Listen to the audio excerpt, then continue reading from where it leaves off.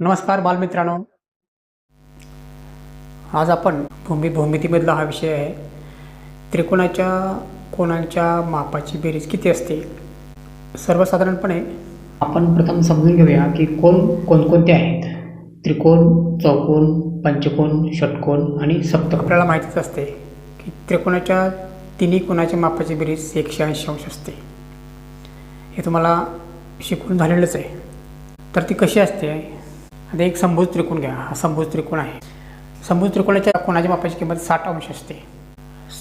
तर समभुज त्रिकोण आहे म्हणून तिन्ही कोणाच्या मापाची बेरीज साहित्रिक 18 म्हणजे 180 अंश झाली. बरोबर. आता त्रिकोणाची झाली. चौकोनाची किती बेरीज असेल. त्रिकोणामध्ये 3 कोण असतात आणि चौकोनामध्ये 4 कोण असतात. चौकोन म्हणजे चौरस, चारी बाजू समान असतात म्हणून चौरसाच्या प्रत्येक कोणाची बेरीज 90 अंश असते. हे तुम्हाला माहिती आहे. मग 90 गुणिले 4 केले तर मग किती झाले 360.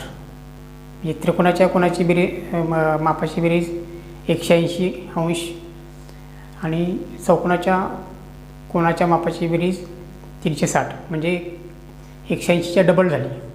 हा पॅटर्न लक्षात ठेवायचा. 180चे डबल किती झाले 360 म्हणजे चौरसाचे 360 ही बेरीज झाली चारी कोणांची. तसंच पंचकोन असेल तर हा पंचकोन आहे बघा. पंचकोनाच्या मापाची बेरीज किती असते हे आपण कसं काढायचे पॅटर्नप्रमाणे. 18 दुणे 36, 18 त्रिक 54, 54 म्हणजे 540 होणार. बरोबर. तर तुम्ही लक्षात ठेवायचं आहे जसा कोन वाढेल तसे 180 अंश वाढत जातात हे लक्षात ठेवायचं आहे. 180मध्ये 180 वाढले 360 झाली.